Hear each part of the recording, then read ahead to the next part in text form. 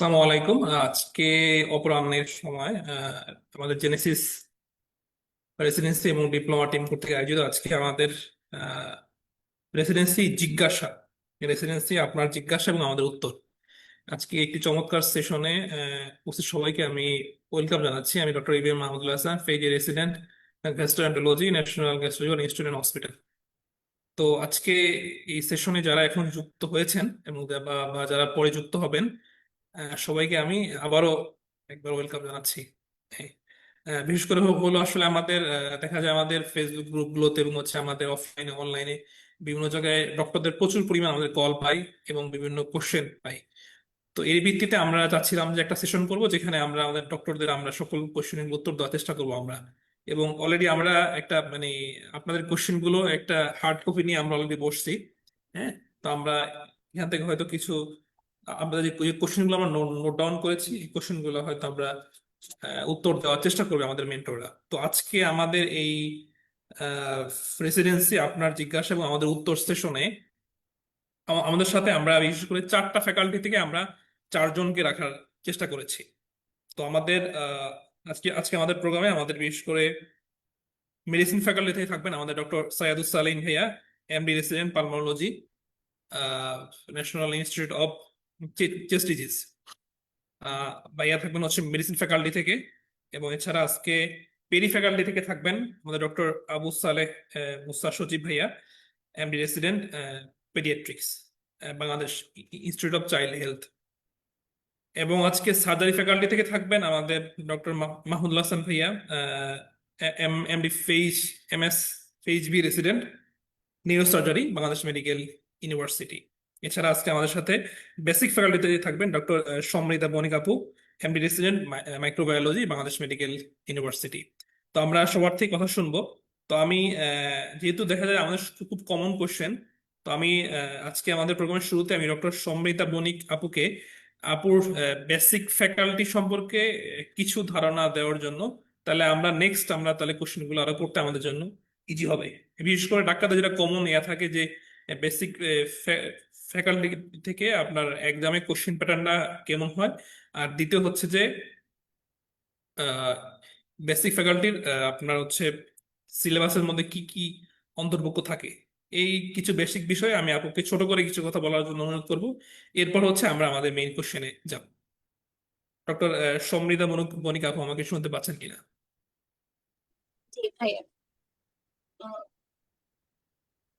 Thank you ভাইয়া।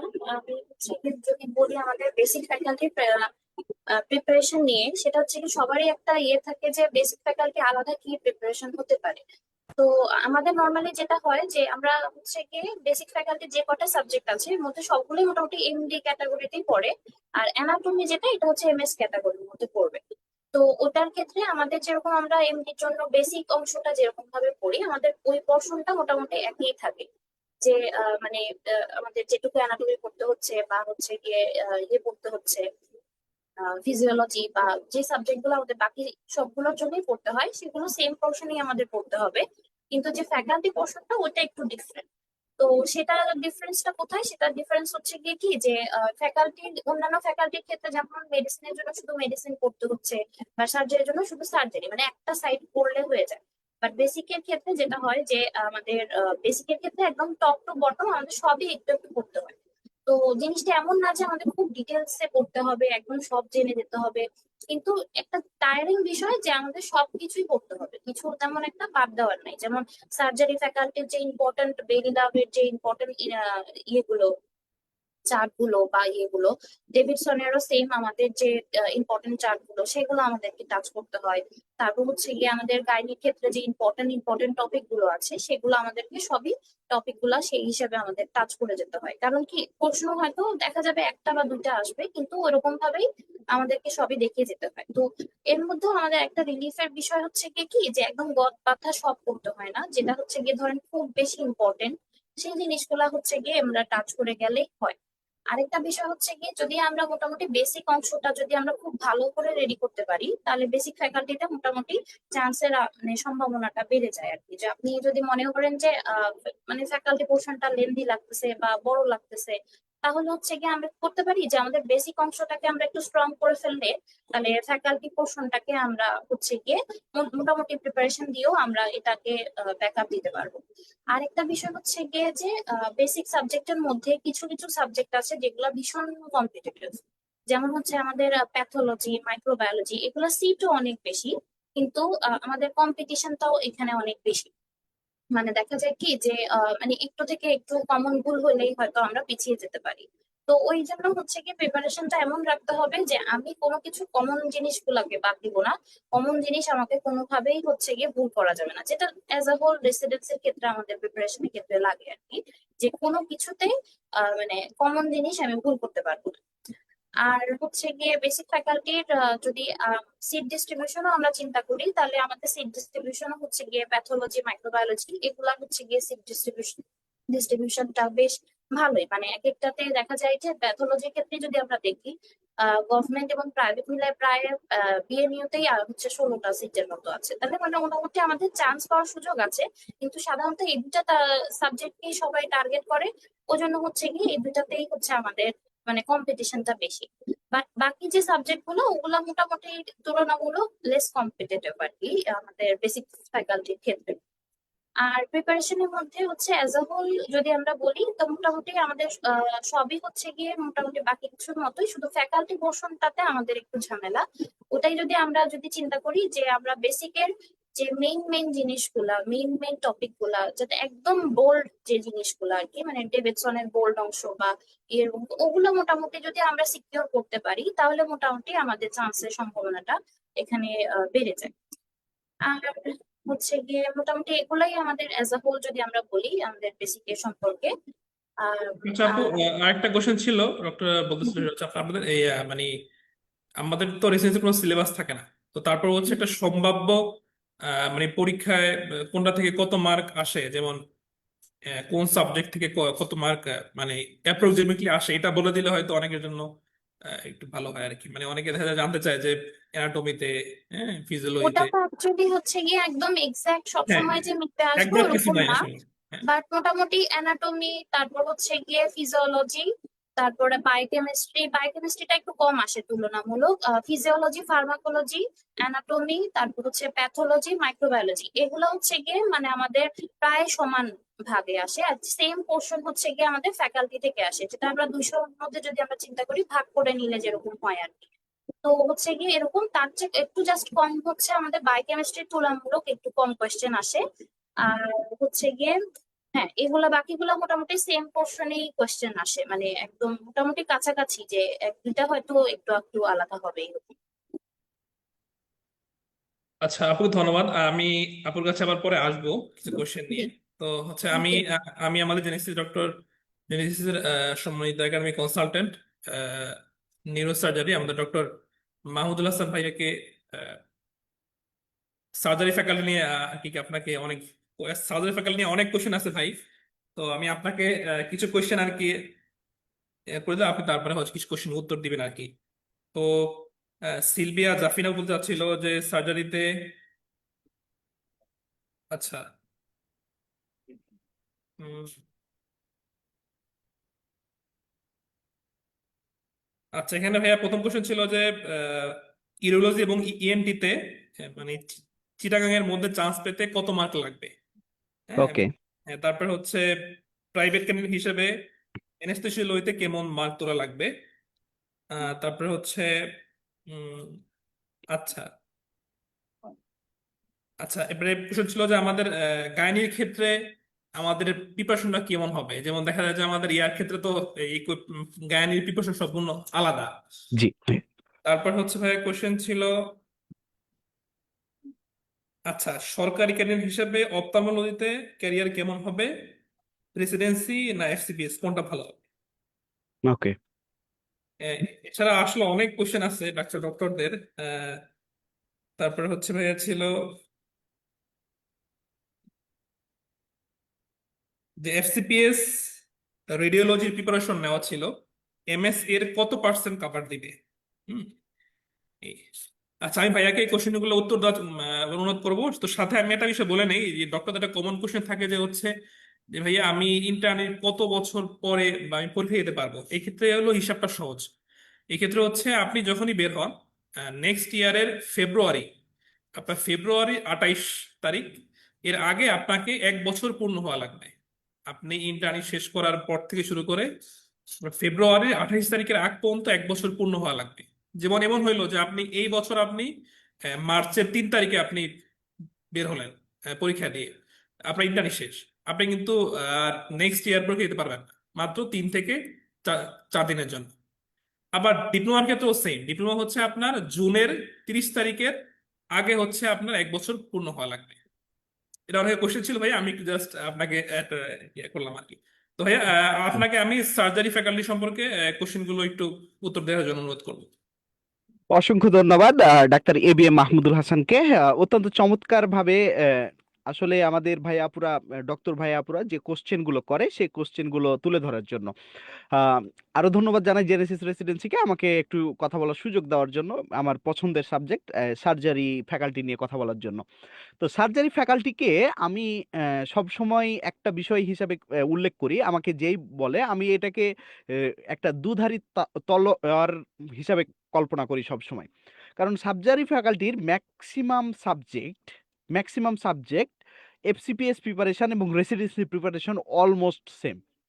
এই জন্য আমি সবসময় এটাকে একটা দুধারী তলোয়ার হিসাবে করি, কাউন্ট করি। অর্থাৎ আপনি যদি রেসিডেন্সি প্রিপারেশন কোনোভাবে কমপ্লিট করতে পারেন, আহ, তাহলে আপনার যদি পরবর্তীতে আপনি পাঠানোর ট্রাই করতে চান, ইউ আর ওয়েলকাম। সুতরাং রেসিডেন্সিতে সার্জারির ক্যারিয়ার চয়েসের ক্ষেত্রে আপনি সবসময় একটু আগিয়ে থাকবেন। তো রেসিডেন্সি সার্জারি ক্যারিয়ারের ক্ষেত্রে আমাদের রেসিডেন্সি সার্জারি ফ্যাকাল্টির ভেতরে যে বিষয়গুলো পড়ে, যত সার্জারি ফ্যাকাল্টির সাবজেক্ট আছে আহ, সকল সার্জারি, সেই সাথে ENT মানে সার্জারি এবং ক্লিনিক বেসিস যেসব সাবজেক্ট ENT, অপথলমোলজি, আর MD ফ্যাকাল্টির কিছু সাবজেক্ট আমাদের সার্জারি ফ্যাকাল্টির ভেতরে পড়ে, যেমন রেডিওলজি এবং ইমেজিং এবং অ্যানাস্থেসিয়ার কোর্স হলো MD, বাট ফ্যাকাল্টি হলো সার্জারি। রেডিওলজির কোর্স হলো MD, বাট ফ্যাকাল্টি হলো সার্জারি। এই কয়েকটা বিষয় আপনাকে একটু মাথায় রাখতে হবে। তো প্রিপারেশনের ক্ষেত্রে আমাদের সার্জারি ফ্যাকাল্টির প্রিপারেশন একদম খুব ক্লিয়ার। কিছু ডিমার্কেশন আছে যে আমাদের বেসিক থেকে 150 মার্ক মতো পড়ে। যদি আমরা 200 মার্কের কোশ্চিন চিন্তা করি, তাহলে 150 মার্ক মতো আমাদের বেসিক থেকে আসে। আর 50 মার্ক, অ্যারাউন্ড 50 মার্ক আসে আমাদের ফ্যাকাল্টি পোর্শন থেকে। তো একটা আপু প্রশ্ন করেছিলেন কি যে গাইনির প্রিপারেশনের ক্ষেত্রে আসলে সেটা কোন ফ্যাকাল্টিতে পড়বে বা কি রকম হবে প্রিপারেশনটা। তাহলে আপনি অলরেডি অ্যান্সার হয়তো বা পেয়ে গেছেন যে গাইনির preparation nothing but surgery preparation. Gynae ফ্যাকাল্টিকে আমরা সার্জারির ভেতরেই ধরি বা সার্জারি ফ্যাকাল্টির ভেতরেই পড়ে। সুতরাং গাইনির জন্য রেসিডেন্সির ক্ষেত্রে আলাদাভাবে প্রিপারেশন নেওয়ার কিছু নাই। তাহলে আপনার একদম বেসিক যে 31টা লেকচার সিট আছে, যে 31টা লেকচার আছে, এই 31টা লেকচার থেকে আপনি 150 মার্ক কভার করবেন। আর আমাদের সার্জারি ফ্যাকাল্টির জন্য সার্জারি পোর্শনটুকুকে, সার্জারির বেলি লাবটাকে আমরা 5টা ভাগে ভাগ করে, সাথে 4টা ভাগে মেইনলি বেলি লাবটাকে। আর সেখান থেকে হলো INT থাইরয়েডের জন্য একটা, আর গাইনি এবং অবসের জন্য একটা লেকচার সিট আমরা প্রোভাইড করি, যেখান থেকে অ্যাপ্রক্সিমেটলি 50 মার্ক কভার করে থাকে। এই হলো আমাদের 200 মার্কের পরীক্ষা। 200 মার্কের পরীক্ষা। তাহলে এর ভিতরে কোন কোন সাবজেক্টগুলো কভার করবে? যত সার্জারি ফ্যাকাল্টির আছে INT কভার করবে, রেসিডেন্সি MD কভার মানে MD ফ্যাকাল্টি 2টা সাবজেক্ট কভার করবে, যেটা হলো রেডিওলজি এবং ইমেজিং এবং অ্যানাস্থেসিয়া, সাথে গাইনি তো অবশ্যই আছে। সুতরাং আমাদের মার্ক ডিস্ট্রিবিউশন বা মার্ক নিয়ে খুব বেশি ঝামেলা নাই। আমাদের বেসিক পোর্শন থেকে যে কোশ্চেনগুলো এসে থাকে তার ভিতরে সবচেয়ে বেশি কোশ্চেন এসে থাকে মাইক্রোবায়োলজি পোর্শনটা থেকে। মাইক্রোবায়োলজির পর যদি আপনি ক্রোনোলজিক্যালি চিন্তা করেন, ফিজিওলজি, প্যাথোলজি, 2টা থেকে মোটামুটি সমান সমান কোশ্চেন আসে। এরপর আসে অ্যানাটমি, ফার্মাকোলজি, তারপর আসে বায়োকেমিস্ট্রি পোর্শন গুলো থেকে কোশ্চেন গুলো। সুতরাং আমাদের 150 মার্ক এই বেসিক পোর্শনটুকু থেকে কভার করবে, আর 50 মার্ক কভার করবে ফ্যাকাল্টি পোর্শন থেকে। ফ্যাকাল্টি পোর্শনগুলোর ক্ষেত্রে বললাম আমরা প্রিন্সিপাল অফ দ্য সার্জারি 1-2 তে ভাগ করছি, এবং বাকি অংশটুকুকে আর 2টা লেকচারে ভাগ করছি। আর আইএনটি থাইরয়েড নিউরোসার্জারি এই পোর্শনটুকুকে একটা অংশে ভাগ করা আছে, এবং গাইনি এবং অবসকে একটা লেকচার সিটে ভাগ করা আছে। টোটাল 6টা লেকচার সিট। 6টা লেকচার সিট থেকে আপনি 50 মার্ক মোটামুটি কমন পাওয়া যায়, খুব ইজিলি কমন পাওয়া যায়। সুতরাং আমাদের প্রিপারেশনের ম্যাটেরিয়ালস হলো এটা। আপনি যদি বলেন কি যে আমার সার্জারি প্রিপারেশনের জন্য আমার স্টাডি ম্যাটেরিয়ালস কি হতে হবে, আপনার স্টাডি ম্যাটেরিয়ালস হবে জেনেসিস।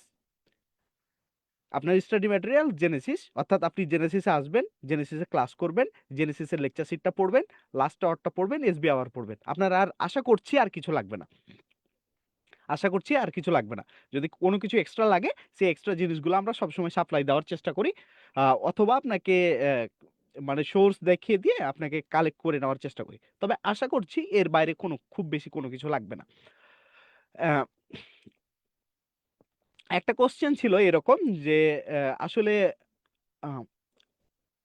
এতি ক্যারিয়ার করতে চাচ্ছেন, মানে রেসিডেন্সিতে ক্যারিয়ার করতে চাচ্ছেন, মানে অপথলমোলজিতে আপনি ক্যারিয়ার করতে চাচ্ছেন, বা ইএনটিতে ক্যারিয়ার করতে চাচ্ছেন, এফসিপিএস দিব না এমডি দিব, মানে এফসিপিএস দিব না এমএস দিব। আসল কথা ভাই, আহ, একটা বিষয় কি যে প্রত্যেকটা মানুষ ইন্ডিভিজুয়ালাইজড। আমাদের ক্ষেত্রে যখন আমরা রুগীগুলো দেখি, প্রত্যেকটা রুগীও ইন্ডিভিজুয়ালাইজড। একই অসুখ নিয়ে দুইজন এসছে, কিন্তু দুইজনের সাথে কোনো মিল নাই কারো। তো মেন বিষয় হলো এটা কি যে আপনাকে এটা চয়েস করে নিতে হবে কি যে আপনি কোন দিকে যেতে চাচ্ছেন। আমি আপনাকে সর্বোচ্চ মেরিটস এবং ডিমেরিটস গুলো বলতে পারি। রেসিডেন্সির ক্ষেত্রে আপনি যদি আমাকে বলেন কি যে আমি কি প্রিফার করব, তাহলে আমি অবশ্যই বলবো আমি রেসিডেন্সি প্রিফার করব অপথলমোলজি বা ইএনটির ক্ষেত্রে। তো অপথলমোলজি এবং ইএনটি একটা এক্সিলেন্ট সাবজেক্ট এবং রাইজিং সাবজেক্ট। কি কারণে রাইজিং সাবজেক্ট? কি যে কেউ যদি মনে করে কি যে আমি একজন চোখের ডাক্তার, বা আমি একজন নাক কান গলার ডাক্তার, আমি কোনোদিন ওটিতে ঢুকবো না, আমি প্র্যাকটিস করব শুধুমাত্র, আপনি সম্ভব, আপনি আজীবন চালাই দিতে পারবেন। কেউ যদি মনে করে কি যে না আমার চেম্বারও লাগবে, আমার ওটিও লাগবে, সেটাও সম্ভব। আপনি দুইভাবেই রান করতে পারেন, কারণ এটা হলো অপথলমোলজি এবং ইএনটির এই দুইটা সাবজেক্টের মেডিসিনের একটা ছায়া এর উপর বসে আছে, মেডিসিনের একটা ছায়া বসে আছে, এবং আপনি এটাতে ভ্যালিড ভাবে ভালোভাবে প্র্যাকটিস করতে পারবেন।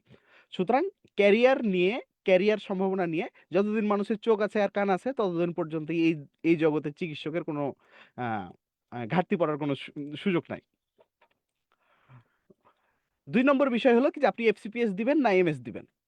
এখন ভাই আমি আপনাকে বলবো কি যে রেসিডেন্সি প্রিপারেশনের ক্ষেত্রে যদি আপনি বেসিক এবং সেই লেকচার সিটগুলো পড়েন, তাহলে আপনার জন্য এনাফ। কিন্তু এফসিপিএস যদি দিতে চান, তাহলে আপনাকে পুরো কোর্স আলাদা, আপনারা আলাদা, আপনাকে ডিংরা পড়তে হবে। অপথলমোলজির জন্য আপনাকে অপথলমোলজির বইগুলো পড়তে হবে, সেখান থেকে আপনাকে প্রিপারেশন নিতে হবে এফসিপিএস এর জন্য। সুতরাং আপনার প্রিপারেশনের ক্ষেত্রটা আলাদা, এটা আপনাকে মাথায় রাখতে হবে। 2 নম্বর বিষয়, রেসিডেন্সি শুধুমাত্র বাংলাদেশের ইতিহাসে না, পৃথিবীর ইতিহাসে একটা অর্গানাইজড কোর্স। এর চেয়ে অর্গানাইজড কোর্স কোথাও নাই। সারা পৃথিবী ধরেই প্রচলিত যেহেতু আছে, এবং সবচেয়ে অর্গানাইজ কোর্স। এই অর্গানাইজ কোর্সে আসতে হলে মানে আপনি কখন কি করবেন সবকিছু একদম ফিক্সড করে দেওয়া। এখন আপনি এফসিপিএস করবেন, ওকে ভালো, আপনি আপনার মন মতো একটা ইনস্টিটিউটে গেলেন, কিন্তু সেই জায়গাতে খুব বেশি স্ট্রাকচার্ড না, খুব বেশি অর্গানাইজড না। এখন পর্যন্ত বিসিপিএস এটাকে খুব বেশি অর্গানাইজ ওয়েতে নিয়ে আসতে পারেনি। সুতরাং আপনাকে একটু হলো ভেবে দেখতে হবে কি যে হ্যাঁ, যদি আপনি একদম কোনো জায়গা অর্গানাইজড কোনো জায়গাতে যদি আপনি ট্রেনিং করতে পারেন, তাহলে ওকে, আপনার জন্য এফসিপিএস ওকে। বাট যদি আপনাকে একটা কোনো জায়গাতে গিয়ে করতে হয়, এমন একটা জায়গাতে যে আপনার সেরকম ওয়েল অর্গানাইজড না, তাহলে কিছুটা ঝামেলা থেকেই যায়। রেসিডেন্সির ক্ষেত্রে মানে যদি গভর্নমেন্ট ক্যান্ডিডেট হন, বা যারা প্রাইভেট ক্যান্ডিডেট আছে, গভর্নমেন্ট ক্যান্ডিডেট তো হবেনই একদিন, তো সেই জায়গাতে কয়েকটা বিষয়ে কাজ করে আর কি, যে এফসিপিএস এর জন্য আপনাকে কোথায় পোস্টিং দিবে না দিবে সেটা আপনার ব্যাপার।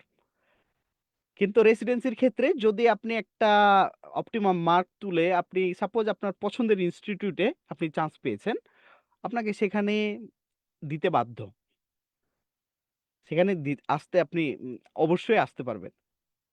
আহ, আপনার 2 বছর উপজেলায় সার্ভিস শেষে আপনি ইজিলি সেই জায়গাতে চলে আসতে পারবেন।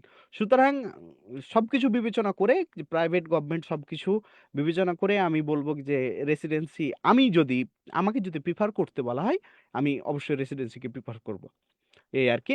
আরেকজন আপু কোশ্চেন করেছিলেন যে রেসি মাহমুদ যেটা বললেন, যে রেসিডেন্সির মানে রেডিওলজিতে প্রিপারেশন নিয়েছি, সেই রেডিওলজির প্রিপারেশন থেকে আমার রেসিডেন্সি কতটুকু কাভার হবে, এই তো।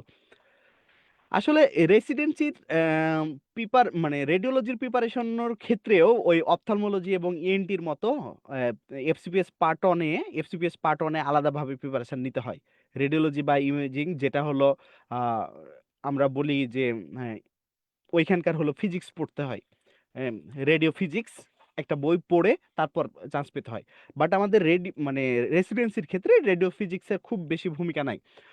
যে বেসিক লেকচারগুলো করা আছে সেই বেসিক লেকচারগুলো আপনাকে অনেক বেশি হেল্প করবে, সেই বেসিক লেকচারগুলো প্রত্যেকটা আপনার লাগবে। বাট রেডিও ফিজিক্স অংশটুকু আমাদের খুব বেশি লাগে না। এর জন্য আমাদের ডেভিডসনের বেলি ল্যাবের কিছু পোর্শনটুকু লাগে, সেই পোর্শনটুকু আপনার পড়লেই হবে।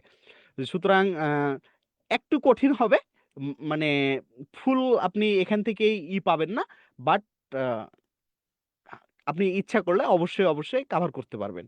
আর জেনেসিস রেসিডেন্সি আপনাদের জন্য আছে, সুতরাং খুব বেশি আশা করছি খুব বেশি সমস্যা হবে না। আম, আরেকটা যেন কি প্রশ্ন ছিল মাহমুদ, আমার কোশ্চেনটা এখন মাথায় আসছে না।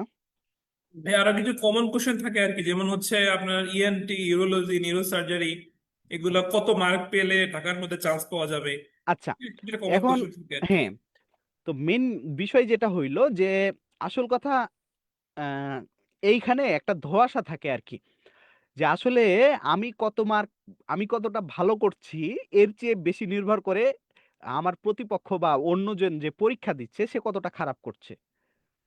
আমাদের যদিও বিএমইউ থেকে কোনো এটার সরাসরি কোনো উল্লেখ নাই, তারপর আমরা যতটুকু জেনেছি বা যতটুকু শুনেছি বা যতটুকু ধারণা করি আমরা মার্কগুলো দেখে, চান্সের রেট দেখে, যে আমরা 60% মার্ককে পাস মার্ক হিসাবে ধরে নিই।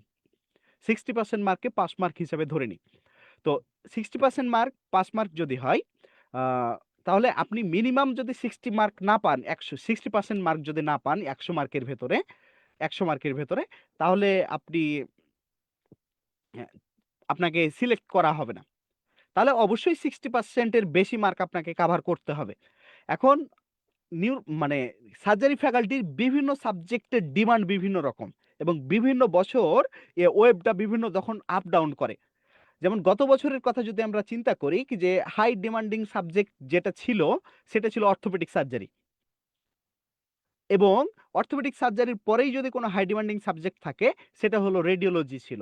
কারণ রেডিওলজিতে আমাদের আপুরা যাওয়া শুরু করেছে এবং আপুরা অনেক বেশি ভালো করছে রেডিওলজিতে, যার কারণে মার্কটা অনেক বেশি হাই লাগছিল। তার আগের বার যদি আপনি চিন্তা করেন, তার আগের বার যেটা ছিল, তার আগের বার সবচেয়ে বেশি ডিমান্ডিং সাবজেক্ট ছিল অর্থোপেডিক সার্জারি, এরপর ছিল নিউরো সার্জারি। সুতরাং প্রতি বছর ভ্যারি করে। আমরা এবার আমি যেটুকু আশা করছি কি যে এবার হয়তো বা অর্থোপেডিক্সের ভাইবটা একটু হলেও কমবে, এবং এটা হলো টপ ডিমান্ডিং সাবজেক্ট হয়তো বা হবে না, হয়তো বা হবে না। আমি চিন্তা করছি হয়তো বা এবার টপ ডিমান্ডিং সাবজেক্ট রেডিওলজিও হতে পারে। সুতরাং বিভিন্ন বার বিভিন্নটা ভ্যারি করে। তো এখন যদি অর্থোপেডিক্সের বা একদম টপ সাবজেক্টগুলোতে যদি আপনি মানে আপনার পছন্দের ইনস্টিটিউটে যেতে চান, তাহলে আপনাকে সব সময় টার্গেট করতে হবে, আপনি অবশ্যই টার্গেট করবেন 75% মার্ক। 75% মার্ক সেফেস্ট মার্ক মোটামুটি। আপনি 75% মার্ক যদি টার্গেট করতে পারেন, তাহলে আপনার মোটামুটি পছন্দের ইনস্টিটিউটে প্রত্যেকটা ইনস্টিটিউটে চান্স পায়। এখন এরপর যদি আমরা একটু পেরিফেরির দিকে যাই, তাহলে একটু একটু করে মার্কটা কমতে থাকে। হয়তোবা একটু পেরিফেরির দিকে যদি যান, তাহলে আপনাকে 75% থেকে 70-র দিকে নেমে আসলো। এখন কোন সাবজেক্টে কতজন পরীক্ষা দিচ্ছে বা কতজন কম্পিট করছে, এটার উপর অনেকটাই নির্ভর করে। দেখা গেল কি যে গত বছর হয়তো বা কমিউনিটি অপথলমোলজিতে একটু মার্ক কম ছিল, একটু কম মার্কে চান্স হয়েছে, অনেক বেশি কম মার্কে চান্স হয়েছে। এবার কমিউনিটি অপথলমোলজিতে 50 জন বা 100 জন পরীক্ষা দিচ্ছে। তো 100 জনের ভেতরে সাপোজ সিট হলো 6টা। এখন 6টা সিটের ভেতরে 100 জন পরীক্ষা দিয়েছে, 100 জন হলো 80 করে, মানে 6 জন 80 করে পেয়েছে। তাহলে সেটার কাটমার্ক কত হয়ে গেল? সে সাবজেক্টের কাটমার্ক 80 হয়ে গেল, কিন্তু হয়তোবা এর আগে ভবিষ্যতে কখনো হয়নি। সুতরাং আমরা মোটামুটি একটা আইডিয়া করতে পারি যখন আমাদের একদম ফাইনালে গিয়ে টিপস অ্যান্ড ট্রিক্স ক্লাসের মাধ্যমে যখন আমরা আমাদের প্রোগ্রামগুলো শেষ করি একদম শেষের দিকে গিয়ে কি যে কতজন পরীক্ষা দিচ্ছে বা কতজন পরীক্ষার্থী হতে পারে বা কতজন কোন সাবজেক্টে দিচ্ছে, আমরা মোটামুটি একটা আইডিয়া পেয়ে যাই। তখন আমরা মোটামুটি একটা বলতে পারি কি যে এই সাবজেক্টের ডিমান্ডটা এবার এরকম এবং এইরকম চান্সের মার্কে চান্স হবে। তো একটা আপু যেহেতু জিজ্ঞেস করেছিলেন কি যে আসলে চিটাগং এ কেমন মার্ক লাগবে, আমি সবসময় বলি যে একটু পেরিফেরির দিকে হলে আপনি সবসময় 70% মার্ক টার্গেট করেন, আর যদি সেন্টারের দিকে হয় আপনি 75% মার্ক টার্গেট করেন। আশা করছি এই মার্কের একটু হলো অ্যাভব বা বিলো মিলে আপনি সবসময় আপনার পছন্দের ইনস্টিটিউটটা পেয়ে যাবেন। সুতরাং আর কিছু কিছু সাবজেক্টের ক্ষেত্রে যেমন আপনাকে সেন্টার চয়েস করতেই হবে, ঢাকা চয়েস করতেই হবে। যেমন আমার সাবজেক্টের কথা যদি আপনাকে বলি কি যে নিউরোসার্জারির ক্ষেত্রে আপনাকে অবশ্যই ঢাকা চয়েস করতে হবে, কারণ ঢাকা ছাড়া বাকি জায়গাগুলো একদম ওয়েল অর্গানাইজড না। আহ, আহ, কিছু কিছু কিছু কিছু জায়গা ছাড়া কিছু কিছু জায়গা ছাড়া যেমন হলো আমাদের নিউরোসার্জারি টোটাল 5টা ইনস্টিটিউটে চালু আছে: Bangladesh medical university, Dhaka medical, NIMS. 3টা এক্সিলেন্ট, আপনি 3টাতেই যে কোনো জায়গাতে ট্রেনিং করতে পারেন। সেই সাথে আছে চিটাগং ইউনিভার্সিটিতে আছে, চিটাগং মেডিকেল কলেজে আছে এবং রংপুর মেডিকেল কলেজে আছে। তো এখন চিটাগং এবং রংপুর মেডিকেল কলেজে যদি আপনারা সেই জোনের হন তাহলে আপনাদের জন্য বেস্ট। বাট আপনি একজন ফিমেল ভাইয়া হয়তো বা সেটেল ঢাকাতে, আপনি রংপুরে গিয়ে নিউরোসার্জারি ক্যারিয়ার করবেন, আমি বলবো কি যে আপনার এই ক্যারিয়ার চয়েস করার খুব বেশি দরকার নাই। সুতরাং আচ্ছা ভাই, আমাদের চ্যাট গ্রুপে একটা ভাইয়া পোস্ট করছে আর কি, হ্যাঁ, যে প্রাইভেট ক্যান্ডিডেট হিসেবে এমএস অর্থতে আপনার কত মার্ক লাগবে, সেটা তো অলরেডি আমরা বলছি। আসলে এটা অনেকটা আসলে হ্যাঁ, ওই যে ভাইয়া প্রাইভেট ক্যান্ডিডেট হিসাবে অর্থোপেডিক্সে বললাম তো কি যে গতবার পর্যন্ত হাই ট্রেন্ডের সাবজেক্ট ছিল এবং হয়তোবা যে সর্বোচ্চ বেশি মার্ক পেয়েছে সে হয়তোবা 80% মার্ক পেয়ে চান্স পেয়েছে। একটু বলছে কিন্তু ভাইয়া, মানে এখানে সিট কতটি এবং আচ্ছা, আহ, সপ্তাহে 6 ঘন্টা, এটা কি ভাইয়া কোশ্চেনটা কি বুঝলাম না আমি, উনি কি মানে সপ্তাহে 6 দিন 6 ঘন্টা এক্সট্রা ডিউটি করার পরে উনি ট্রেনিং করবে? এই এটা করার আহ, সুযোগ আছে কিনা না এই ভাইয়া, রেসিডেন্সি কোর্স একটা অর্গানাইজড কোর্স এবং আপনাকে প্রতিদিন যেতে হবে, এবং রেসিডেন্সি কোর্সে অন্তত আপনাকে প্রতিদিন যেতে হবে। সুতরাং আপনাকে এই জিনিসটা মাথা থেকে ঝেড়ে ফেলতে হবে ভাইয়া, যে আমি অন্য জায়গাতে একটা ট্রেনিং কন্টিনিউ করছি বা অন্য জায়গাতে একটা করতেছি। মর্নিং বিশেষ করে আপনাকে রাখতেই হবে, মর্নিং বিশেষ করে আপনাকে ডেডিকেটেডলি আপনার কোর্সের জন্য রাখতেই হবে। তাছাড়া একটু কঠিন আর কি এই জায়গাতে রেসিডেন্সি কোর্স। আর কতগুলো সিট এটা আমরা গতবারের বেসিসে বলতে পারি কিছুটা। একটু যদি একটু অপেক্ষা করে আমি সেটা একটু জানাই দিচ্ছি। আচ্ছা ভাইয়া, আর যদি কারো কোনো কোশ্চেন থাকে হ্যাঁ, ভাইয়া তাহলে কিছু সেটাও। এর মধ্যে আমি একটা কথা বলে দিই। একজন ভাইয়া প্রশ্ন করেছিল যে আসলে আমি যদি প্রাইভেট ক্লিনিক হিসেবে আমি যদি জয়েন করি এমডিএমএস কোর্সে, এরপর যদি আমার বিসিএস হয়ে যায়, তখন আমি কি হিসেবে কাউন্ট হবো? আচ্ছা, এখানে বিষয় হচ্ছে যে আপনি আপনি এমডিএমএস হিসাবে প্রাইভেট ক্যান্ডিডেট হিসাবে কাউন্ট হলেন। আহ, তো আপনি প্রাইভেট কাউন্টের আপনার তো হলো প্রাইভেট এবং গভর্নমেন্ট ডিসক্রিমিনেশনটা বলি বা ডিফারেন্সিয়েশনটা শুধুমাত্র এন্ট্রির ক্ষেত্রে, শুধুমাত্র এন্ট্রির ক্ষেত্রে। পরবর্তীতে তো আপনার আর কোনো ডিসক্রিমিনেশন নাই। পরবর্তীতে কোর্সের ক্ষেত্রে আহ, যারা গভর্নমেন্ট ক্যান্ডিডেট তাদের 3টা হাত বের হবে এরকম না, আপনারা সবকিছুই একসাথেই করবেন, সবকিছু একসাথে। সুতরাং আপনি 2 বছর, 1 বছর পর সাপোজ ট্রেনিং এ মানে বিসিএস এ পোস্টিং হয়ে চলে গেলেন, 2 বছর ট্রেনিং শেষ করে এসে আপনি গভর্নমেন্ট ক্যান্ডিডেট হিসেবে জয়েন করলেন, কোনো সমস্যা নাই, এটাতে কোনো সমস্যা নাই।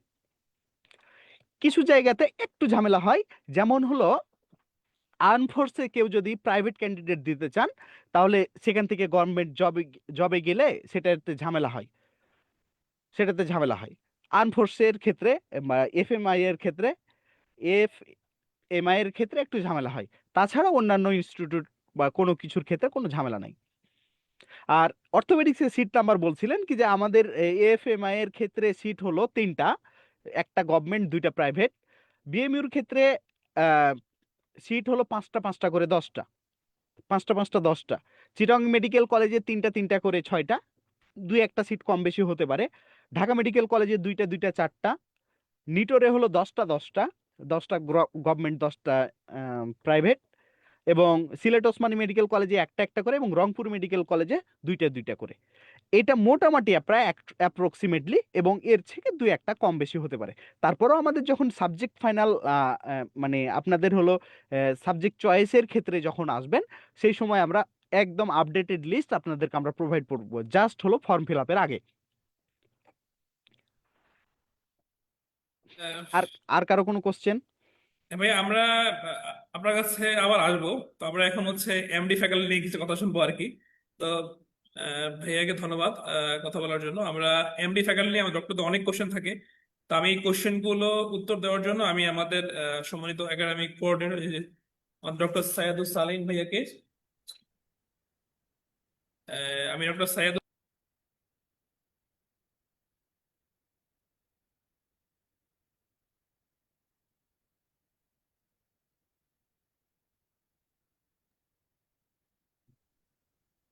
আচ্ছা আচ্ছা, সালিম ভাই আমার একটু বাইরে আছে, ভাই একটু গাড়িতে আছে, আসতে সময় লাগবে। তো এখানে আমরা আরো কিছু কোশ্চেন আসছে ভাইয়া।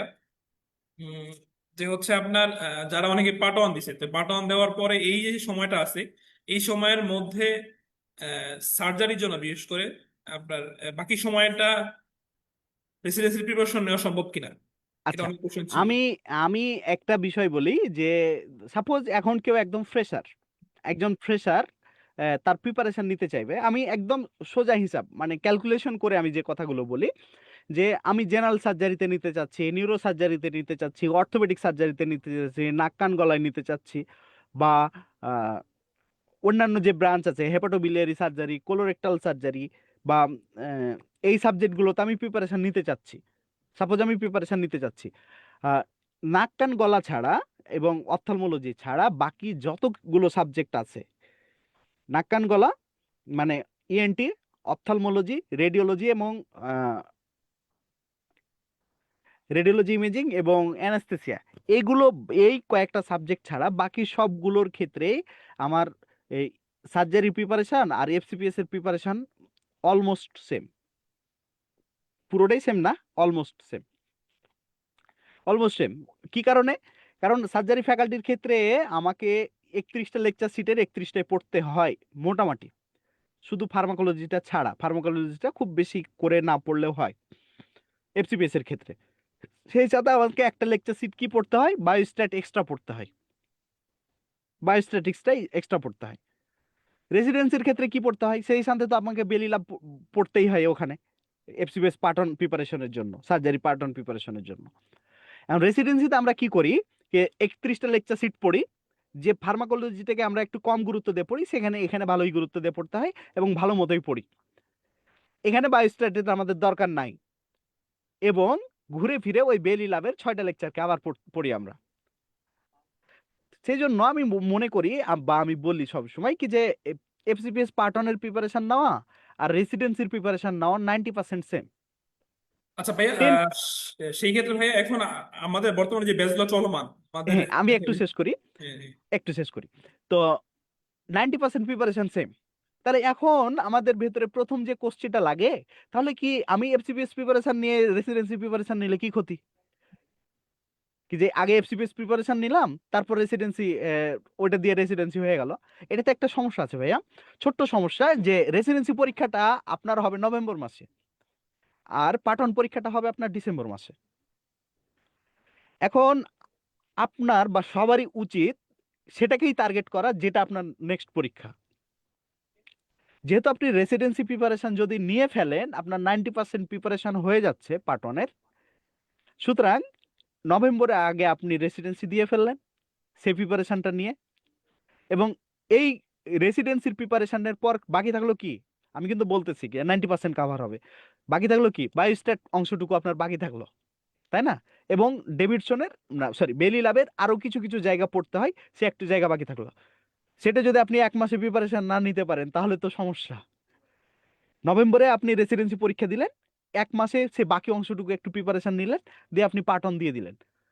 আপনি যদি, আমি মনে করি কি যে এই স্ট্র্যাটেজিটা যদি আপনি ফলো করেন তাহলে আপনার পার্ট অন হবে, রেসিডেন্সিও হবে। সুতরাং এই জন্য আমি সবসময় বলি যে যদি আপনি সার্জারি ফ্যাকাল্টির প্রিপারেশন নিতে চান, তাহলে আপনি আগে রেসিডেন্সি দেন, এবং রেসিডেন্সির ক্ষেত্রে মানে আমি একদম আপনাকে রেসিডেন্সি চাপিয়ে দেওয়ার জন্য বলতেছি না, মানে লজিক্যাল ওয়েতে আপনি চিন্তা করে দেখেন, লজিক্যাল ওয়েতে চিন্তা করে দেখলে, এখন আপনি রেসিডেন্সির পার্ট ওয়ানের প্রিপারেশন নিলেন, তাহলে পার্ট ওয়ানের প্রিপারেশন আপনার 1 মাস আগে, 1 মাস পরে শেষ হবে, 1 মাস পরে শেষ হবে। তো 1 মাস পরের বিষয়টা যদি আপনি চিন্তা করেন, 1 মাস পরের বিষয়টা যদি আপনি চিন্তা করেন, তাহলে আপনার কিছু সাবজেক্টের ক্লাস হবে না, কিছু সাবজেক্ট ক্লাস হতে বাকি থাকবে। তো এই মুহূর্তে আপনি রেসিডেন্সি প্রিপারেশনটা ফুলফিল করতে পারবেন না, হয়তো বা আপনার পার্ট অন হলো বাট রেসিডেন্সিটা হবে না, এর পরের বার তখন আপনাকে আবার রেসিডেন্সি ট্রাই করতে হবে। এই জন্য আপনার জন্য বেস্ট ওয়ে আমি মনে করি যে যদি আপনি সার্জারি ফ্যাকাল্টিতে প্রিপারেশন নিতে চান, তাহলে অবশ্যই আপনি আগে রেসিডেন্সি দিয়ে ফেললেন নভেম্বরে, আপনার আশা করছি চান্স হয়ে গেল, এরপর আপনি 1 মাস প্রিপারেশন নিলেন, দিয়ে আপনি পার্ট অন দিয়ে ফেললেন। মাহমুদ। ভাইয়া আরেকটা কোশ্চেন ছিল হচ্ছে ইনফার্টিলিটি অ্যান্ড রিপ্রোডাক্টিভ এন্ডোক্রাইন, হুম। এক্ষেত্রে যদি এমএস দেয় তাহলে তো আপনার সিলেবাস তো সেমই হবে। Same syllabus, surgery syllabus. আচ্ছা ভাই, এক্ষেত্রে এখন বিষয় হচ্ছে এখন যারা যারা পার্ট অন দিল, এখন যারা রিসার্চে জয়েন এখন তাদের জন্য কোন ব্যাচটা বেশি অ্যাপ্রোপ্রিয়েট হবে? এদেরকে কি তারা কি রেগুলার ব্যাচে পড়তে হবে? কোন ফ্যাকাল্টিতে সে পরীক্ষা দিবে? তারা ফ্যাকাল্টি প্লাস ব্যাচে পড়তে হচ্ছে সবচেয়ে বেশি? না, কোন ফ্যাকাল্টিতে পরীক্ষা দিবে এটার উপর নির্ভর করবে। যদি যদি সার্জারি কেউ ফ্যাকাল্টি। মেডিসিন ফ্যাকাল্টিতে পরীক্ষা দেয়, তাহলে তার জন্য র্যাপিড রিভিশন বা র্যাপিড কেয়ার বা 500 টপিক ব্যাচ এক্সিলেন্ট। কেউ যদি সার্জারি ফ্যাকাল্টিতে পরীক্ষা দেয়, তাহলে তার জন্য exam plus batch excellent, enough. কেউ যদি বেসিক ফ্যাকাল্টিতে পরীক্ষা দেয় তাহলে তার exam plus batch enough. Paedi ফ্যাকাল্টিতে পরীক্ষা দিলে তাকে অবশ্যই 500 topic batch, last hour batch অথবা র্যাপিড কেয়ার ব্যাচ, যে কোনো একটা ব্যাচ চুজ করে নিতে হবে। এর কারণ হলো কি যে পার্ট অন প্রিপারেশনের ক্ষেত্রে, মেডিসিনের ক্ষেত্রে তুমি ভালো করে রিলেট করতে পারবা যে সবগুলো বেসিক সিট পড়ানো হয় না, 31টা বেসিক সিট পড়ানো হয় না, কিছু সিট বাকি থাকে, তাহলে বাকি সিটগুলো কোথা থেকে পড়বে? এই জন্য আমরা একটু যখন শর্ট করে দিব 500 টপিক ব্যাচ বা র্যাপিড কেয়ার ব্যাচ বা ই ব্যাচ, সেই ব্যাচগুলোতে খুব ইজিলি সে সবগুলো কভার করে ফেলতে পারবে। তো ভাইয়াকে ধন্যবাদ। ভাইয়া আসলে অনেক সময় কথা বলেছে। তো আমি ভাইয়াকে আমাদের প্রোগ্রামে থাকার জন্য ধন্যবাদ জানাচ্ছি, এবং আমরা ভাইয়ার সাথে আরো আসবো আরো কিছু কোশ্চেন নিয়ে। তো আমি ইনশাআল্লাহ ভাই। এখন আমাদের জেনেসিসের সম্মানিত একাডেমিক কোঅর্ডিনেটর, আমাদের এমডি ফ্যাকাল্টি নিয়ে আসছেন আমাদের সম্মানিত কোঅর্ডিনেটর ডক্টর সাইদুস সালিম ভাইয়া। আমি ভাইয়াকে কোশ্চেন গুলো উত্তর দেওয়ার জন্য অনুরোধ করবো আর কি। আচ্ছা, ধন্যবাদ। মাহমুদ অনেকগুলো কোশ্চেন অ্যান্সার করে ফেলেছে এবং আমার জন্য বিষয়টা সহজ হয়ে গিয়েছে। আমি স্পেসিফিকলি আপনাদের করা যে কোশ্চেনগুলো, প্রায় মোর দ্যান 500 এর বেশি কোশ্চেন আমাদের এখানে আছে। তার মধ্যে অনেকগুলো কোশ্চেনই আছে যে কোশ্চেনগুলো হচ্ছে কমন। সো কমন কোশ্চেনগুলো অ্যান্সার কমনলি দেওয়ার চেষ্টা করব। আর কিছু কোশ্চেন অ্যান্সার দিচ্ছি, যেমন কোশ্চেন করেছেন যে মেডিসিনের জন্য এমসিকিউ পার্টের জন্য কি কোন বইটা হেল্পফুল হবে। মেডিসিন বলেন বা অন্য যে ফ্যাকাল্টি বলেন, এমসিকিউ পার্টের জন্য আমরা যে বইটা ফলো করি সেই বইটা হচ্ছে লাস্ট আওয়ার। আমাদের এমসিকিউতে 180 মার্ক থেকে, এই 180 মার্কের প্রিভিয়াস 15 বছরের যত কোশ্চেন সেটা লাস্ট আওয়ারে আছে। সো আপনি মেডিসিন ফ্যাকাল্টি হন বা যে ফ্যাকাল্টি হন না কেন, আপনার জন্য এমসিকিউ এর জন্য যে বইটা ফলো করতে হবে সেটা লাস্ট আওয়ার। আর এসবি এর জন্য যে বইটা ফলো করতে হবে সেটা হচ্ছে এসবিএ আওয়ার। অনেকেই এটার সাথে সম্পূরক আরো কোশ্চেন করে থাকেন যে ভাইয়া এসবিএ পার্ল পড়বো না এসবিএ আওয়ার পড়বো। তো মেডিসিন ফ্যাকাল্টির ক্ষেত্রে যদি আমি এটা অ্যান্সারটা করি, যে মেডিসিন ফ্যাকাল্টি আপনি যদি এসবিএ পার্ল বইটা পড়েন, এসবিএ পার্ল বইটা পড়লে সেক্ষেত্রে আপনার আমাদের ফ্যাকাল্টি থেকে এসবিএ থাকে 7 থেকে 8টার মতো, মানে রেসিডেন্সিতে টোটাল 20টা এসবি এর মধ্যে আপনার 7 থেকে 8টা থাকে ফ্যাকাল্টি থেকে, আর 11 থেকে 12টা বা 12 থেকে 13টার মতো কোশ্চেন থাকে হচ্ছে বেসিক থেকে। সো বেসিকের যে কোশ্চেন গুলো সেটা কিন্তু আপনি এসবিএ পারলে, মানে মেডিসিনের এসবিএ পারলে পাবেন না। সেক্ষেত্রে আমাদের এই সবগুলো সমন্বয় করে এসবিএ এর জন্য যে সুইটেবল বই সেটা হচ্ছে এসবিএ আওয়ার। এরপর আরেকজন কোশ্চেন করেছেন যে মেডিকেল অনকোলজি কোন ফ্যাকাল্টির আন্ডারে। মেডিকেল অনকোলজি এবং অনকোলজি রিলেটেড কয়েকটা যে সাবজেক্ট রয়েছে, except surgical oncology, surgical oncology বাদে অন্য যেগুলো সবগুলোই হচ্ছে মেডিসিন ফ্যাকাল্টির আন্ডারে, এবং সবগুলোর প্রিপারেশনই হচ্ছে সেম। ইভেন এটার সাথে আরো 2-1টা কোশ্চেন করেছিলেন এরকম যে নতুন যে সাবজেক্ট দুইটা অ্যাড হয়েছে, এমার্জেন্সি মেডিসিন এবং জিরিয়াট্রিক মেডিসিন, এগুলো কার আন্ডারে, এগুলো সেম মেডিসিন ফ্যাকাল্টির আন্ডারে। এরপরে কোশ্চেন করেছেন যে ডার্মাটোলজি রেসিডেন্সি আর অন্য মেডিসিনের রেসিডেন্সির মধ্যে পার্থক্য কি, আমি একদমই নতুন। তার ক্ষেত্রে যারা নতুন তাদের ক্ষেত্রে বলে রাখি যে প্রথমে আপনার জানতে হবে যে রেসিডেন্সি পরীক্ষা যেটা, এই পরীক্ষাতে টোটাল আমরা 4টা ফ্যাকাল্টি, জাস্ট 4টা ফ্যাকাল্টি এভাবে ভাগ করি। একটা হচ্ছে মেডিসিন ফ্যাকাল্টি, একটা সার্জারি ফ্যাকাল্টি, একটা পেডিয়াট্রিক্স ফ্যাকাল্টি, একটা বেসিক ফ্যাকাল্টি। সো মেডিসিন ফ্যাকাল্টির আন্ডারে যারা থাকবেন, এটার মধ্যে ডার্মাটোলজি রয়েছে, এটার মধ্যে সাইকিয়াট্রি রয়েছে, অনকোলজি রয়েছে, কার্ডিওলজি রয়েছে, পালমোনোলজি রয়েছে। সো সবার জন্য প্রিপারেশন সেম, সবার জন্য কোশ্চেন সেম। সো অনেকেরই যেটা মনে হয়, এই কনফিউশনটা আসলে যেখান থেকে অ্যারাইজ করে সেটা হচ্ছে যে ডার্মাটোলজি অথবা হেমাটোলজি বা সাইকিয়াট্রি, আপনারা যখন পার্ট ওয়ানের প্রিপারেশন নেন, আপনাদের পার্ট ওয়ানের প্রিপারেশনের জন্য আলাদা কিছু পড়তে হয়, আলাদা প্রিপারেশন নিতে হয়। যেখানে দেখা যায় যে মেডিসিনের মানে ইন্টারনাল মেডিসিন এবং মেডিসিন অ্যান্ড অ্যালাইডের যে প্রিপারেশন ওখান থেকে আলাদা। বাট রেসিডেন্সির ক্ষেত্রে আসলে এত কোনো ব্যতিক্রম নেই। রেসিডেন্সির ক্ষেত্রে হিসাবটা সহজ। আপনার যদি এমডি ফ্যাকাল্টিতে পরীক্ষা দেন, মানে মেডিসিন ফ্যাকাল্টির আন্ডারে যদি পরীক্ষা দেন, আপনার সবার প্রিপারেশন সেম, সবার জন্য পড়া সেম, সবার জন্য কোশ্চেনটাও সেম, মানে সেম কোশ্চেনে পরীক্ষা হবে। অনেকের এরকম চিন্তা ভাবনা থাকে যে আহ, স- সবাই এমডি ফ্যাকাল্টির আন্ডারে, সো আমি ডার্মাটোলজিতে দিব, আমার মনে হয় ডার্মাটোলজির ওই জায়গা থেকে মনে হয় একটু বেশি কোশ্চেন আসবে, বা আমি নেফ্রোলজি দিব, আমার নেফ্রোলজির ওই পার্টটা থেকে মনে হয় একটু বেশি কোশ্চেন আসবে। বিষয়টা আসলে ওরকম না। বিষয়টা হচ্ছে সবার জন্য সেম কোশ্চেন, মানে যে কোশ্চেনটা নেফ্রোলজি একজন ফেস করতেছেন, সেম কোশ্চেন আপনি ডার্মাটোলজির ফেস করবেন, সেম কোশ্চেন একজন সাইকিয়াট্রি বা পালমোনোলজির একজন ফেস করবেন। সো জাস্ট ফ্যাকাল্টিটা জানা দরকার, এবং ফ্যাকাল্টি অনুযায়ী প্রিপারেশন এবং পড়া, কোশ্চেন সবকিছু কিন্তু সেম। এখানে এক্সট্রা করে আরেকটা জিনিস, যে যারা ক্রিটিক্যাল কেয়ার মেডিসিন অথবা যারা রেডিওলজিতে পরীক্ষা দেন, এখানে নামের ভিতরে কিন্তু medicine. So radiology, critical care medicine, এগুলো ডিগ্রি যদিও এমডি, বাট এই দুইটা সাবজেক্ট হচ্ছে এমএস ফ্যাকাল্টির আন্ডারে। আবারও বলি, রেডিওলজি, ক্রিটিক্যাল কেয়ার মেডিসিন, অনেকে চিন্তা করেন যে এগুলো তো হয়তো মেডিসিনে পড়া পড়তে হবে কিনা বা ডেভিডসন পড়তে হবে কিনা, উত্তর হচ্ছে এগুলো সার্জারি ফ্যাকাল্টির আন্ডারে। এটার জন্য আপনার বেসিকের পাশাপাশি, মানে বেসিক 150 মার্কের পাশাপাশি বাকি অংশটুকু পড়তে হবে হচ্ছে যে সার্জারি ফ্যাকাল্টির যে অংশ আছে সেই অংশ, মানে আমাদের সার্জারি ফ্যাকাল্টির যে 6টা শীট, সেই 6টা শীট আপনার মেইনলি পড়তে হয়।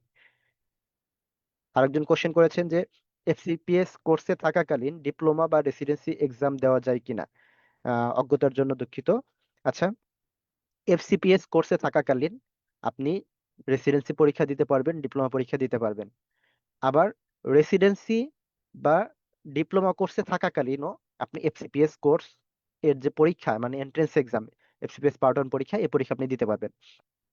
বাট এফসিপিএস থাকা অবস্থায় ডিপ্লোমা দিতে পারবেন না, বা ডিপ্লোমা থাকা অবস্থায় এফসিপিএস মানে ডিপ্লোমা থাকা অবস্থায় রেসিডেন্সি দিতে পারবেন না। সো রেসিডেন্সি এবং ডিপ্লোমা এই দুইটার মধ্যে আপনার যে কোনো একটা চুজ করতে হবে, যে কোনো একটা পরীক্ষা দিতে হবে। এই কোর্সে থাকাকালীন আপনি এফসিপিএস পরীক্ষা দিতে পারবেন। ঠিক একইভাবে, একই কথায়, আপনি যখন এফসিপিএস এর ট্রেনিং এ আছেন, সেখানে আইদার রেসিডেন্সি অথবা আইদার ডিপ্লোমা আপনি দিতে পারবেন।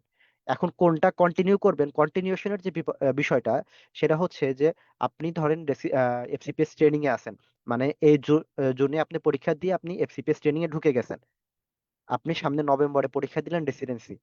আপনি যে কাজ করবেন, নভেম্বরের রেসিডেন্সির পরে রেসিডেন্সির কোর্সটা কিন্তু শুরু হয় মার্চ মাসে। সো এই যে জুন থেকে শুরু করে সামনে ডিসেম্বর পর্যন্ত, এখানে 6 মাসের ট্রেনিং কিন্তু আপনার কাউন্ট হয়ে যাবে, মানে এফসিপিএস এর ট্রেনিং কাউন্ট হয়ে যাবে। এর পরবর্তীতে আপনি মার্চে গিয়ে আপনি রেসিডেন্সিতে জয়েন করে ফেলতে পারবেন। এফসিপিএস থেকে তখন আপনি রেসিডেন্সি কোর্সে জয়েন করতে পারবেন এবং পরবর্তীতে এসে আপনি আবারও যদি চান এফসিপিএস কন্টিনিউ করবেন সেটা কন্টিনিউ করতে পারবেন।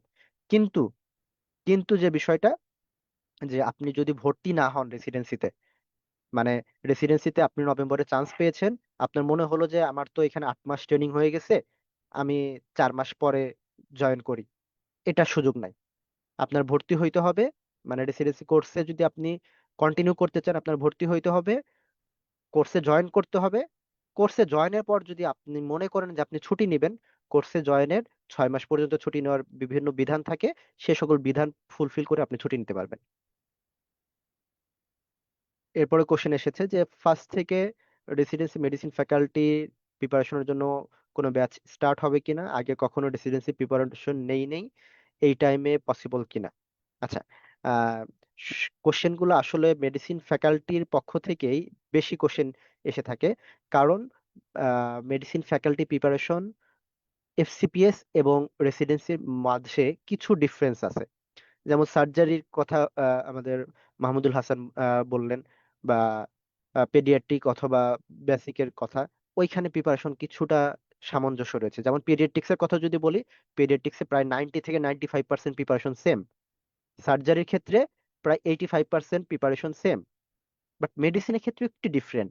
মেডিসিনে এখানে আপনি মেডিসিন পার্ট ওয়ানের জন্য যা প্রিপারেশন নিয়েছেন, সেখানে আপনার ডেভিডসন পড়া আছে, আপনার ফিজিওলজির কিছু পোর্শন পড়া আছে। সো আমি ধরে নিতে পারি আপনার মোটামুটি 80 মার্ক পড়া আছে, মানে 200 মার্কের মধ্যে 80 মার্ক পড়া আছে। অর্থাৎ 40% পড়া আপনার আছে, বাকি 60% কিন্তু আপনার পড়তে হবে।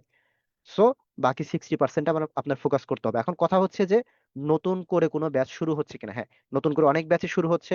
যেমন কালকে অফলাইন রেগুলার ব্যাচ যেটা শুরু হবে, মেট্রো ব্যাচ, এটা একদম ব্র্যান্ড নিউ ব্যাচ, নতুন করে শুরু হবে। সবকিছু আপনাদের ডেডিকেট করেই, মানে যারা পার্ট অন দিচ্ছেন তাদেরকে ডেডিকেট করি। ঠিক একইভাবে আজকে রেসিডেন্সির লাইভ ব্যাচ যেটা চালু হলো, বা একদিন আগে রেসিডেন্সির রেগুলার ব্যাচ যেগুলো শুরু হলো। সো অফলাইন রেগুলার ব্যাচ, অথবা অফ অনলাইন লাইভ ব্যাচ, অথবা অনলাইন রেকর্ডেড ব্যাচ, এই যে ব্যাচগুলো, এই যে ব্যাচের প্রোটোটাইপ গুলো, এইগুলো হচ্ছে যারা পার্ট অন মেডিসিন দিয়েছেন, এখন রেসিডেন্সির জন্য প্রিপারেশন নিতে চাচ্ছেন, তাদের জন্য পারফেক্ট ব্যাচ। একটু ডেডিকেটলি টাইম দিতে হবে, 5 মাস এনাফ টাইম। কারণ এখানে আপনাদের শিডিউলটা কেমন ভাবে সাজানো হয়, যেন কোথাও কোনো ল্যাকিং না থাকে, যেন প্রত্যেকটা জিনিস আপনি অ্যাটলিস্ট 3-4 বার করে পড়ে মেইন পরীক্ষা বসতে পারেন। এফসিপিএস সাইকিয়াট্রি এবং রেসিডেন্সির ভিতরে কোনটা বেছে নেওয়া ভালো হবে? আহ, কোনটার জন্য আচ্ছা, ভালো মেন্টর পাবো, জেনেসিস কবে থেকে ব্যাচ চালু হবে? টার্গেট করেছি জুন ডিসেম্বর সেশন। আচ্ছা, এফসিপিএস সাইকিয়াট্রি এবং রেসিডেন্সি, আগে এফসিপিএস না রেসিডেন্সি, এটার ক্ষেত্রে কিছু বিষয় রয়েছে। কিছু বিষয়গুলো এরকম যে আপনার চিন্তা ভাবনা কি রয়েছে, আপনার চিন্তা ভাবনায় আহ, আপনার জবের সেক্টর যেটা, মানে বিসিএস যদি আপনি চিন্তা করেন যে আপনার চিন্তা ভাবনার মধ্যে বিসিএস রয়েছে কিনা, যদি বিসিএস চিন্তা ভাবনার মধ্যে থাকে তাহলে অবশ্যই বিসিএস এর সাথে ভালো কম্বিনেশন হচ্ছে রেসিডেন্সি। আপনার যদি মনে করেন যে না আমার বিসিএস লাগবে না, আমি ট্রেনিং এ ঢুকে যাব, আমার যে কোনো এক জায়গায় ট্রেনিং করতে পারলেই হয়ে যাচ্ছে, আমার কোনো সমস্যা নেই, আমার সেটা ঢাকা মেডিকেল হোক, সেটা আমার সরওয়ার্দী সলিমুল্লাহ হোক, যে কোনো জায়গায় ট্রেনিং এ আমি ঢুকতে পারলে আমার অসুবিধা নেই, এটা যদি আপনি স্যাক্রিফাইস করতে পারেন, পার্টন ইজ এ গুড চয়েস। পার্টন এবং এমডি সাইকিয়াট্রি দুইটাই ইকুইভ্যালেন্ট, দুইটাই সমান গুরুত্ব বহন করে। আপনার বেসিক পার্থক্য যেটা, যে এখানে আমাদের রেসিডেন্সি যখন আপনি চিন্তা ভাবনা করতেছেন, তখন আপনি একটা নির্দিষ্ট ইনস্টিটিউশনকে বেস করে চিন্তা ভাবনা করতেছেন, যে আমি বিএমইর সাইকিয়াট্রিতে পড়বো, আমি ন্যাশনাল মেন্টাল হেলথের যে সাইকিয়াট্রি আছে ওইখানকার ওই হসপিটালের সাইকিয়াট্রি রেসিডেন্ট হব। আর পার্ট ওয়ানে যখন আপনি চিন্তা ভাবনা করতেছেন, তখন বিসিপিএস তার অগ্রাধিকার ভিত্তিকে আপনাকে সুযোগ দিবে যে আপনি কি ঢাকা মেডিকেলে করবেন, নাকি আপনি 6 মাস ঢাকা মেডিকেলে করে 6 মাস বিএমইউ তে করে 6 মাস অন্য জায়গায় করবেন, এই বিষয়গুলো থাকে। আদারওয়াইজ বাদ বাকি যে বিষয়গুলো, যে ট্রেনিং বলেন বা লার্নিং বলেন, অলমোস্ট সবকিছু সেম, দুইটাতেই কোনো পরবর্তীতে কোনো প্রবলেম নাই। আর রেসিডেন্সি অথবা এফসিপিএস সাইকিয়াট্রির যে প্রিপারেশন গুলো বা কোচিং গুলো, দুটোই হচ্ছে জেনেসিসে চালু রয়েছে। আপনি দুটোর যে কোনোটার জন্য জয়েন করতে পারেন।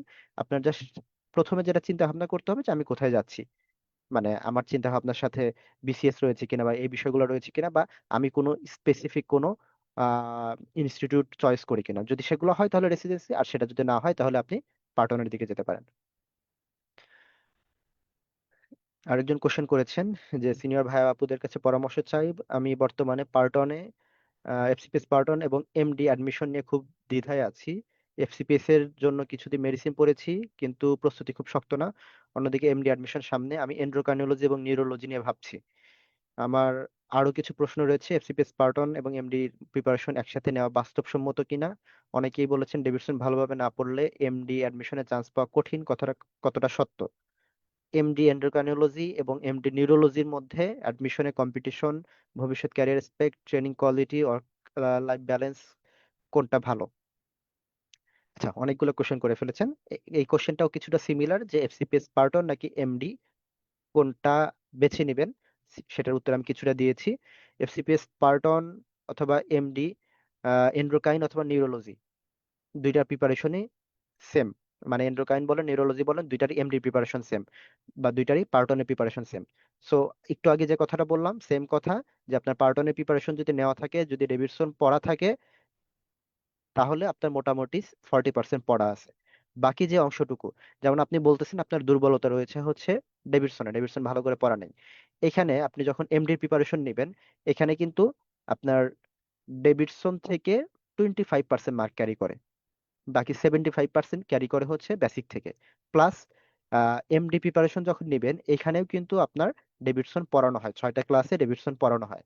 সো এইখানে পার্ট ওয়ানে যতটা ইন ডেপথ ডেভিডসন থেকে আসে, রেসিডেন্সিতে অতটা ইন ডেপথ থেকে আসে না। সো এটা আপনি একটা পজিটিভ দিক হিসেবে দেখতে পারেন।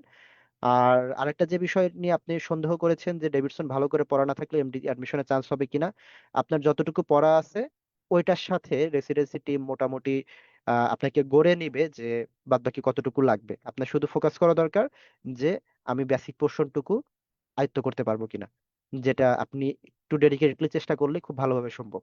আর এমডি এন্ডোক্রাইনোলজি এবং এমডি নিউরোলজি, দুইটার মধ্যেই আপনার আহ, যেটা বলেছেন যে ক্যারিয়ার প্রসপেক্ট, ট্রেনিং কোয়ালিটি মোরলেস দুইটাতেই সমান। এবং ট্রেনিং কোয়ালিটির ক্ষেত্রে আপনার তখন প্রায়োরিটি যেটা আসবে, সেটা হচ্ছে যে আপনি কোন ইনস্টিটিউটে আপনি ট্রেনিং করছেন সেই বিষয়টা কিছুটা থাকবে। আর দুইটাই মধ্যে যদি চিন্তা করা যায়, নিউরোলজি অলমোস্ট স্টাবলিশড একটা উইং, আর এন্ডোক্রাইনোলজি হচ্ছে ইমার্জিং উইং। তবে এন্ট্রেন্স এক্সামের ক্ষেত্রে হচ্ছে প্রিপারেশন নেওয়ার ক্ষেত্রে নিউরোলজির চেয়ে টিল নাও এন্ডোক্রাইনোলজিতে চান্স পেতে কিছুটা বেশি মার্ক লাগে। লাস্ট 3-4 বছরের যদি আহ, যারা পরীক্ষা দিচ্ছেন তাদের মার্ক থেকে যদি বলি।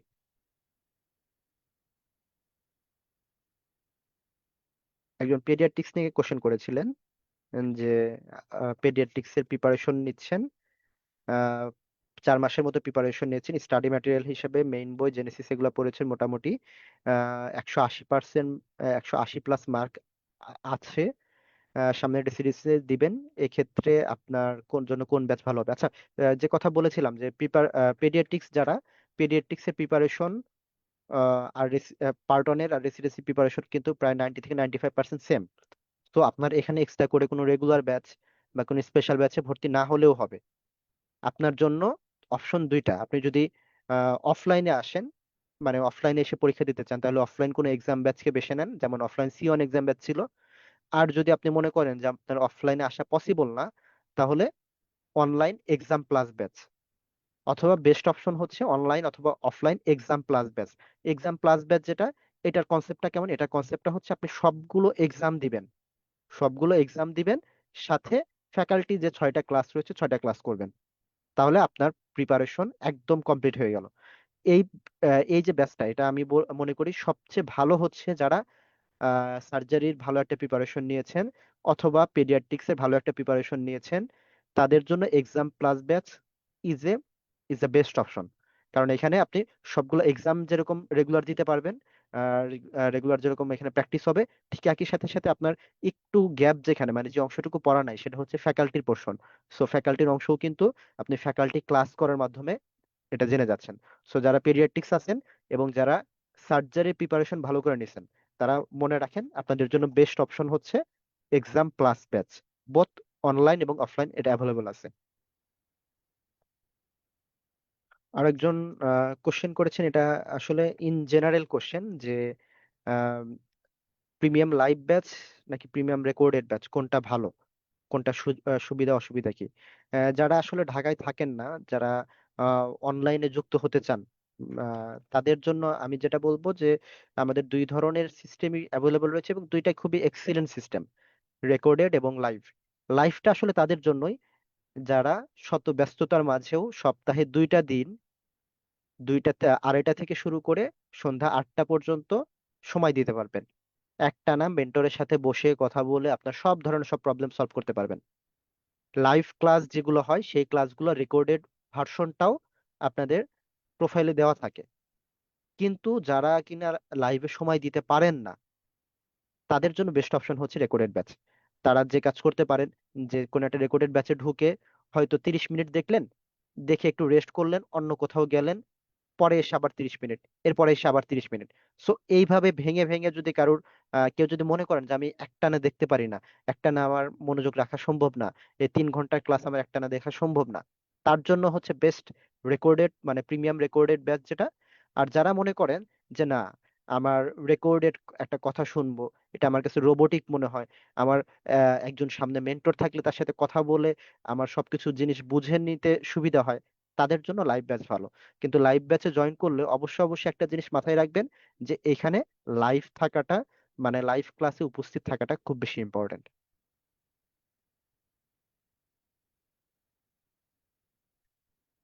আচ্ছা, আরেকজন কোশ্চেন করেছেন, মেডিসিন ফ্যাকাল্টির জন্য অ্যানাটমির সিলেবাসটা কি, মেডিসিনের জন্য কি সব চ্যাপ্টার পড়তে হয় কিনা। ওই একই কথা, যে বেসিক যে 150 মার্ক এটা সবার জন্য সেম। সো মেডিসিন ফ্যাকাল্টির যিনি পড়বেন তার জন্য অ্যানাটমির যা যা পড়তে হবে, যিনি সার্জারি ফ্যাকাল্টি পড়বেন তার জন্য অ্যানাটমি তাই তাই পড়তে হবে, যিনি পেডিয়াট্রিক্স ফ্যাকাল্টির আছেন তার জন্য তাই তাই পড়তে হবে। বরং কিছু বিষয় সার্জারিতে হয়তো অ্যানাটমির একটু বেশি আসে। কিভাবে, যে অ্যানাটমির সাথে যেগুলো ক্লিনিক্যাল কোরিলেশন আছে, এরকম বেশ কিছু কোশ্চেন দিয়ে দেয়, যেটা কিনা ফ্যাকাল্টি বা অ্যানাটমি দুইটা মিলিয়েই ফেলা যায়। সো সবকিছুই পড়তে হবে, মানে ফ্যাকাল্টি পোর্শনে এটা সবার জন্য, মানে অ্যানাটমি, মানে আপনার মেডিসিনের জন্য যা যতটুকু পড়তে হয় লিস্ট, ঠিক সেম জিনিসটা পেডিয়াট্রিক্স বেসিক অথবা সার্জারির জন্য পড়তে হয়।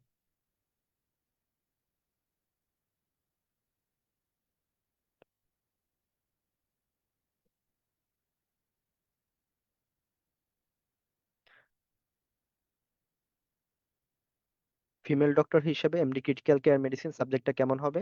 সাবজেক্টটা খুবই ভালো, এবং লাস্ট 2 দিন আগেও দেখেছেন যে ক্রিটিক্যাল কেয়ার মেডিসিনে গভর্নমেন্টদের বেশ কিছু সুযোগ সৃষ্টি হচ্ছে, বেশ কিছু পোস্ট ক্রিয়েট হচ্ছে। সো কাজ শেখার বেশ সুযোগ রয়েছে। আপনার যদি এমার্জেন্সি ভালো লাগে, ক্রিটিক্যাল কেয়ার মেডিসিন বেশ ভালো একটা সাবজেক্ট। ফিমেল গভর্নমেন্ট ক্যান্ডিডেট হিসেবে এন্ডোক্রাইনোলজি প্রোস এন্ড কনস জানতে চাই, pass rate, duty pressure, promotion, future. আমি একটু আগে বললাম যে এন্ডোক্রাইনোলজি যেটা, এটা হচ্ছে একটা ইমার্জেন্সি সাবজেক্ট। এই সাবজেক্টের পাস রেট খুবই ভালো। সাবজেক্ট যদি মেডিসিনের কেউ, ধরেন কারোর যদি অঙ্কের প্রতি ভালো লাগা থাকে, সহজ কথায় যদি বলি, তার জন্য খুবই পারফেক্ট একটা সাবজেক্ট হচ্ছে এন্ডোক্রাইনোলজি, কারণ এখানে সবগুলো জিনিসই ম্যাথের মতো মিলে যায়, এন্ডোক্রাইনোলজির যে বিষয়গুলো। সো এন্ডোক্রাইনোলজি কারোর যদি চয়েস থাকে, কারোর যদি এমন চয়েস থাকে যে আমার এমার্জেন্সি ভালো লাগে না, আমার ইন্টারভেনশন দরকার নাই, তার জন্য খুবই ভালো একটা চয়েস হচ্ছে endocrinology for government candidate, for female candidate. MD physical medicine and rehabilitation সাবজেক্টটা কেমন। খুবই চমৎকার একটা সাবজেক্ট, অনেক সম্ভাবনাময় সাবজেক্ট, এবং আগের তুলনায় এই সাবজেক্টের যে আহ, প্রস্তুতিতে আমাদের কম্পিটিশন, এই কম্পিটিশন আগের তুলনায় কিছুটা বেড়ে গিয়েছে, ডিউ টু আপনাদের আহ, অনেক বেশি পরিমাণ আগ্রহ থাকার জন্য।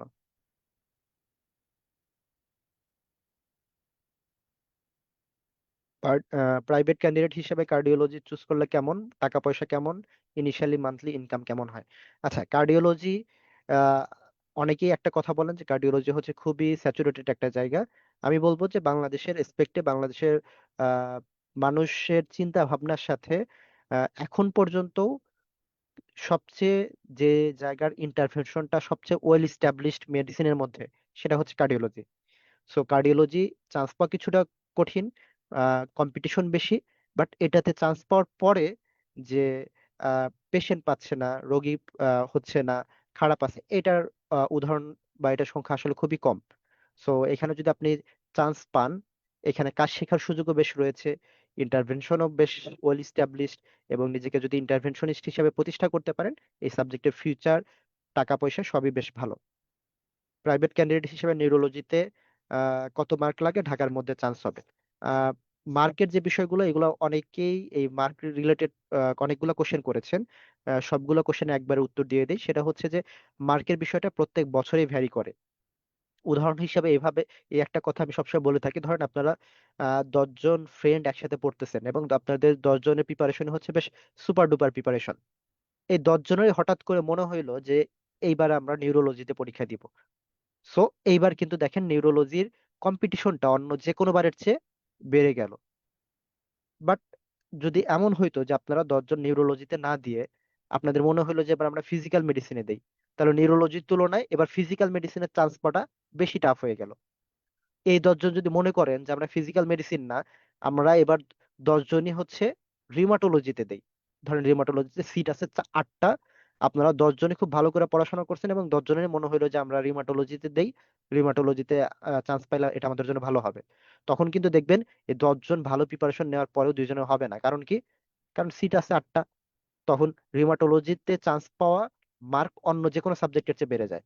সো মার্কের ক্ষেত্রে সহজ কথা যেটা, যে এটা আপনার রেগুলার জেনেসিসে পরীক্ষা দিতে হয়। পরীক্ষা দিলেই আমাদের এখানে পরীক্ষা সিস্টেম যেটা আছে, ওইখানে আপনার সাবজেক্ট ওয়াইজ আপনার পজিশন কেমন, আপনার ক্যান্ডিডেট ওয়াইজ পজিশন কেমন, ব্যাচ পজিশন কেমন, এই সবগুলো দেখে খুব চমৎকার ভাবে অ্যানালাইসিস করা যায় যে আপনার আসলে কোন সাবজেক্ট আপনার জন্য ভালো হবে, বা আপনি যে সাবজেক্টে চয়েস দিয়েছেন এই সাবজেক্টটা আপনার জন্য পারফেক্ট কিনা, বা এই সাবজেক্টে চান্স পাওয়া আপনার জন্য কতটা সহজ বা কঠিন হবে, সেই বিষয়গুলো খুব সুন্দরভাবে অ্যানালাইসিস করা যায়।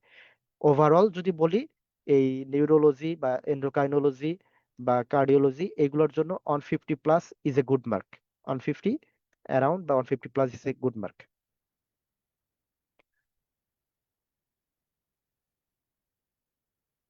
প্রথমবারের মতো রেসিডেন্সিতে বসবেন, প্রিপারেশন নেবেন, গভর্নমেন্ট ক্যান্ডিডেট কিভাবে শুরু করবেন জানতে চেয়েছেন medicine faculty. Government candidate, private candidate সবার জন্য প্রিপারেশন সেম, জাস্ট শুরু করেন।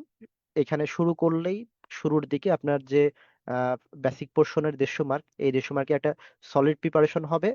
তারপরে 1 মাস সময় নিয়ে সেপ্টেম্বর মাসে একটা ভালো করে ফ্যাকাল্টি প্রিপারেশন হবে। দেন অক্টোবর মাসে আমাদের সাবজেক্ট ফাইনাল ওয়াইজ আবারও রিভিশন হবে।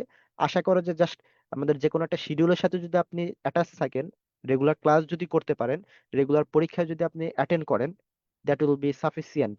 এই 5 মাস আপনার জন্য সাফিসিয়েন্ট হবে ইনশাল্লাহ চান্স পাওয়ার জন্য। সো আমার জন্য, আমার কাছে এই কোশ্চেন গুলাই ছিল। আমি চলে যাচ্ছি আমাদের আজকের প্রোগ্রামের মডারেটর ডাক্তার ABM হাসানের কাছে। ধন্যবাদ।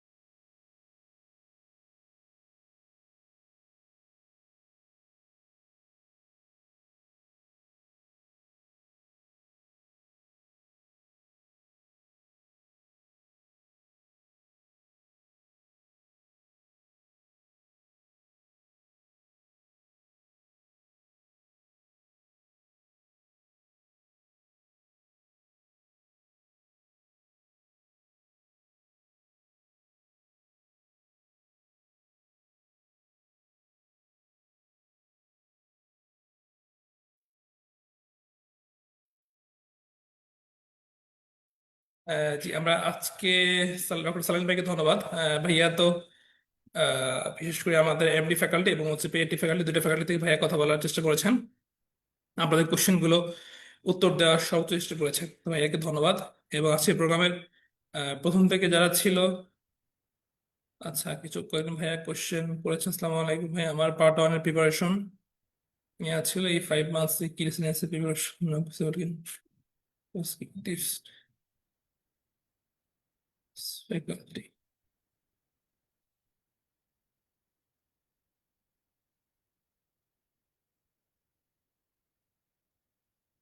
আচ্ছা, এই কোশ্চেনটা একেবারে প্রথম থেকে আমাদের ভাইয়া সবাই উত্তর দেওয়ার চেষ্টা করছে আর কি, যে যাদের বেশ এমএস ফ্যাকাল্টি প্রিপারেশন নেওয়া আছে, আপনাদের আসলে দুটো সিলেবাস প্রায় সেম, যা শুধু কোশ্চেন প্যাটার্ন এবং পরীক্ষার প্যাটার্নের পার্থক্য।